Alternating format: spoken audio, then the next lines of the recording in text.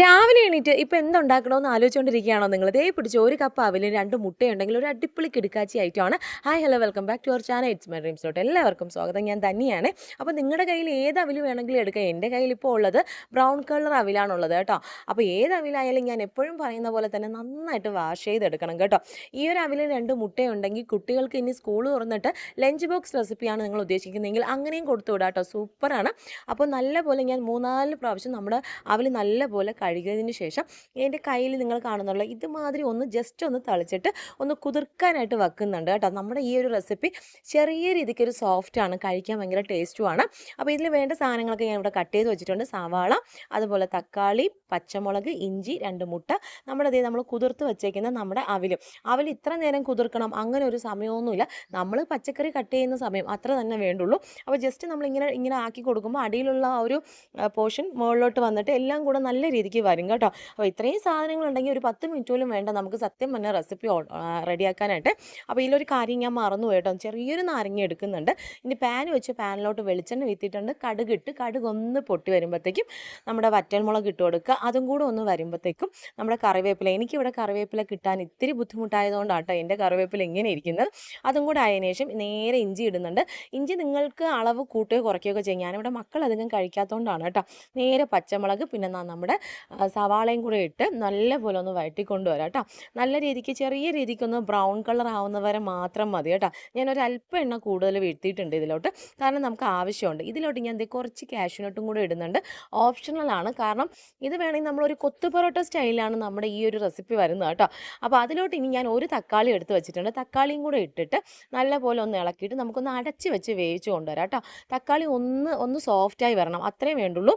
അപ്പോൾ ഇത് നമ്മുടെ തക്കാളി എല്ലാം സോഫ്റ്റായിട്ട് കൊണ്ടുവന്നിട്ടുണ്ട്. ഇനി ഇതിലോട്ട് പൊടികൾ ചേർത്ത് കൊടുക്കാം. മഞ്ഞൾപ്പൊടി, മുളക് പൊടി, അതുപോലെ തന്നെ മല്ലിപ്പൊടി. പിന്നെ ഞാനിവിടെ മസാലയ്ക്ക് പകരം ചിക്കൻ മസാലയാണ് ചേർക്കുന്നത് കേട്ടോ. ചിക്കൻ മസാല ഇടുമ്പോൾ ഒരു പ്രത്യേക ടേസ്റ്റാണ്. ഇതെല്ലാം കൂടെ ഇതിൻ്റെ പച്ചക്കുത്ത് മാറ്റിയതിന് ശേഷം നമ്മൾ കുതിർത്തി വെച്ചേക്കുന്ന നമ്മുടെ അവിൽ കുട്ടന്മാരൊക്കെ എടുത്തങ്ങ് തട്ടിക്കൊടുത്ത് നല്ല രീതിക്ക് ഈ മസാല എല്ലായിടവും ആവുന്ന രീതിയിൽ ഒന്ന് മിക്സ് ചെയ്ത് കൊടുക്കുക. ഉപ്പും കൂടെ ചേർത്ത് ഇട്ട് കൊടുക്കുക കേട്ടോ. ഞാൻ നേരത്തെ ഉപ്പൊന്നും ചേർത്തിട്ടില്ല. ഈ ഒരു സമയത്താണ് ഉപ്പെല്ലാം കൂടെ റെഡിയാക്കിയിട്ട് എല്ലാം ഇളക്കിയിട്ട് ജസ്റ്റ് ഒരു 5 മിനിറ്റോളം നമുക്കൊന്ന് ഇളക്കി കൊടുക്കുക. അതായത് ഇടയ്ക്കിടയ്ക്ക് ഞാൻ ഇതിൻ്റെ അടപ്പ് മാറ്റി ഇളക്കി കൊടുക്കുന്നുണ്ട് കേട്ടോ. അപ്പോൾ ഈ ഒരു പരുവായി കഴിഞ്ഞാൽ മതിയാവും കേട്ടോ. അപ്പോൾ ഇതിൻ്റെ ഉപ്പും കാര്യങ്ങളൊക്കെ നോക്കിയതിന് ശേഷം നമ്മൾ നടുക്കൊരു കുഴി കുത്തുക. അതിലോട്ട് നിങ്ങൾക്ക് വേണമെങ്കിൽ ഒരു അല്പം എണ്ണ വീഴ്ത്തുക കേട്ടോ. ഞാനിപ്പം ആദ്യം എടുത്ത എണ്ണ കൂടുതലായതുകൊണ്ട് എടുക്കുന്നില്ല.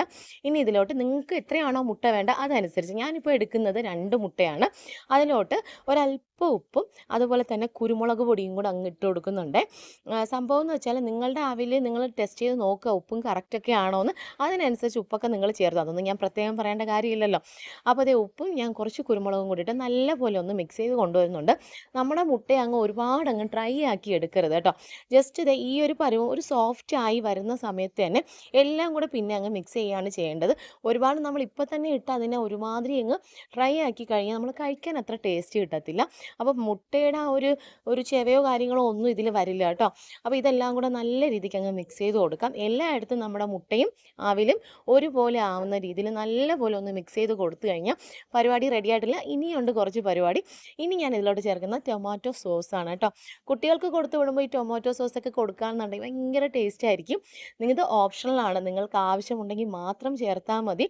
ഇല്ലാന്നുണ്ടെങ്കിൽ ഒരു തക്കാളി കൂടുതൽ ഇട്ടാലും മതി കേട്ടോ. ഞാൻ പറയുന്നത് ഇത്തിരി സ്പീഡ് കൂടുതലാണ്, പറയുന്നത് ക്ലിയർ ആവുന്നില്ല എന്നൊരു പരാതി എൻ്റെ കമൻറ്റ് ബോക്സിൽ വന്നിട്ടുണ്ട്. ഇതുപോലുള്ള കമൻറ്റുകളെ ഞാൻ പ്രതീക്ഷിക്കുന്നുണ്ട് കേട്ടോ. അപ്പോൾ നമ്മുടെ സംഭവം എന്താ റെഡി ആയിട്ടുണ്ട്. ഇനി ഇതിലോട്ട് ചെറിയൊരു കഷ്ണം നാരങ്ങ ഉണ്ടല്ലോ, ചെറിയൊരു കഷ്ണം മാത്രം മതി കേട്ടോ. അതും കൂടെ ഒന്ന് പിഴിഞ്ഞ് കഴിഞ്ഞാൽ സംഭവം റെഡി ആയിട്ടുണ്ട്. ഇനി നിങ്ങളുടെ കയ്യിൽ മല്ലിയിലയും കൂടി ഉണ്ടെങ്കിൽ നല്ല കുരുമുനാന്നരിഞ്ഞ് അതും കൂടെ അങ്ങ് ചേർത്ത് കഴിഞ്ഞാൽ സംഭവം പൊളിയാണ്. ഇനി ലഞ്ച് ബോക്സിനോ അല്ലെങ്കിൽ ബ്രേക്ക്ഫാസ്റ്റ് ആയിട്ടോ ഒരു അടിപൊളി കിടുക്കാച്ചി ആയിട്ടാണ്. അപ്പോൾ എൻ്റെ ഒരു വീഡിയോ നിങ്ങൾക്ക് ഇഷ്ടപ്പെട്ടാൽ ലൈക്ക് ചെയ്യാനും സബ്സ്ക്രൈബ് ചെയ്യാനും കൂടെ സപ്പോർട്ട് ചെയ്യാനും മറക്കണ്ട. അപ്പോൾ ടാറ്റാ.